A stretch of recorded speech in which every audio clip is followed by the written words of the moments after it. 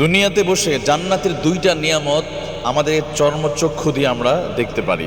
সুবহানাল্লাহ। এমন দুইটা নিয়ামত পৃথিবীতে আছে যে মানুষ দুনিয়াতে থেকে জান্নাতের দুইটা নিয়ামত দেখতে পারবে। তবে এটা আল্লাহ যাদেরকে সুযোগ দিয়ে কেবল তারাই পায়। এটা জান্নাত থেকে আনা হয়েছে। এটা কি? বিশেষ করে হজ্জে বাইতুল্লাহতে গিয়ে এই নিয়ামতটা দেখা যায়, বা ওমরাতে গিয়ে। নবী সাল্লাল্লাহু আলাইহি ওয়াসাল্লাম হাদিস, ইন্নাহুন্না ওয়াল মাকামাতি ইউকাতাতানি কুতিল জান্নাহ, নিশ্চয় জান্নাত থেকে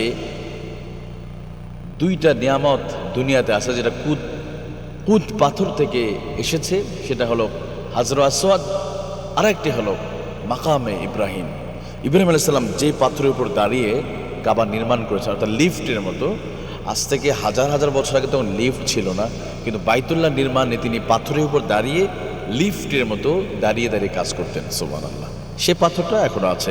যদি হজ্জে বাইতুল্লাহতে যাই বা ওমরাতে গেলে দেখবেন হাজরে আসওয়াদ পাথর, এরপর মুলতাজিম, কাবার গেট, এর ডান পাশেই দেখবেন যে মাকাম ইব্রাহিম।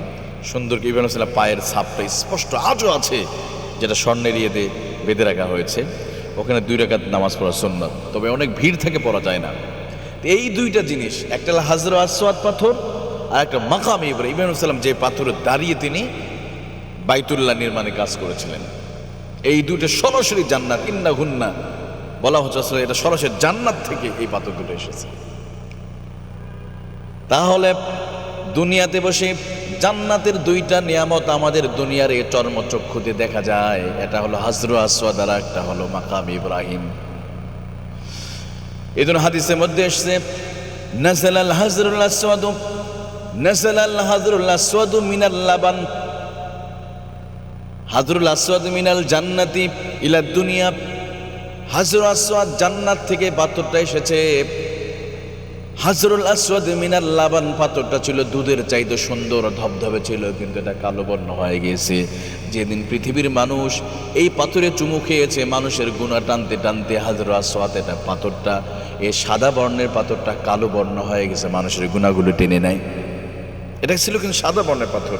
নাযারাল হাজরুল আসওয়াদ মিনাল লাবান, এটা ছিল দুধের চাইতে সুন্দর, ধবধবে, কিন্তু এটা এখন কিন্তু আর দুধের মতো না, এখন কালো বর্ণ হয়ে গেছে। বাইতুল্লাহতে গেলে দেখা যায়, হজে গেলে, ওমরাতে গেলে দেখা যায়।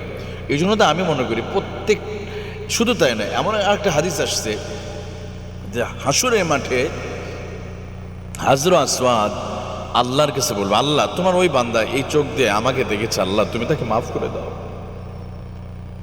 এই চোখ দিয়ে হাজর আসওয়াদ দেখেছে, অতএব তুমি ওই চোখগুলোকে মাফ করে দাও, ক্ষমা করে দাও। হাজর আসওয়াদ নিজে আল্লাহর কাছে সুপারিশ করবে।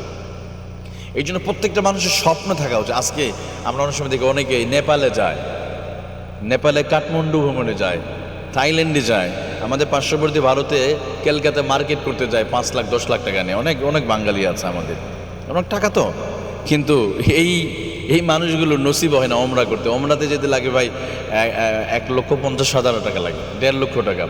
আপনি কলকাতা গিয়ে যে মার্কেট করতে গেলেন, ওখানে খরচ 3 লাখ 5 লাখ। কক্সবাজার গেলে মানুষ 1 সপ্তাহ থাকে, ওখানে 1 লাখ টাকা খরচ এক বর্তমান। কিন্তু একটাবার কি মনে ইচ্ছা হয় না যে আমার এই চোখটা দিয়ে বাইতুল্লাহ দেখবো, ওই যে জান্নাতি পাথর যেটা জান্নাত থেকে এসেছে, পাথরটা দেখলেই গুনাহ মাফ, স্পর্শ করলে গুনাহ মাফ, চুমু খেলেও গুনাহ মাফ। কারণ এই পাথরে নবী মুহাম্মদ সাল্লাল্লাহু আলাইহি ওয়াসাল্লাম তিনি চুমুক হয়েছেন। এটা আর কেউ কেন, পৃথিবীর শ্রেষ্ঠ মহামানব নবীজি মুহাম্মদ রাসূলুল্লাহ সাল্লাল্লাহু আলাইহি ওয়াসাল্লাম তিনি চুমুক হয়েছেন। প্রত্যেকটা মানুষের স্বপ্ন থাকা উচিত যে এই হাজর আসওয়াদ পাথরের চুমু খাওয়া। প্রত্যেকটা মানুষ স্বপ্ন থাকা উচিত মাকামে মাহমুদ, মাকামে ইব্রাহিম, এই অর্থাৎ ওনার পায়ের স্পর্শ যেটা দেখা, বাইতুল্লাহতে স্পর্শ করা। কারণ বাইতুল্লাহ প্রথম নির্মাণ করেছেন আল্লাহর নূরের ফেরেশতারা, এরপর সাইয়েদনা আদম আলাইহিস সালাম, এরপর শীশ আলাইহিস সালাতু ওয়াস সালাম, এরপর ইব্রাহিম আলাইহিস সালাম, এবং তার সেই স্ট্রাকচারের উপর দাঁড়িয়ে আছে আজকে সেই বাইতুল্লাহ।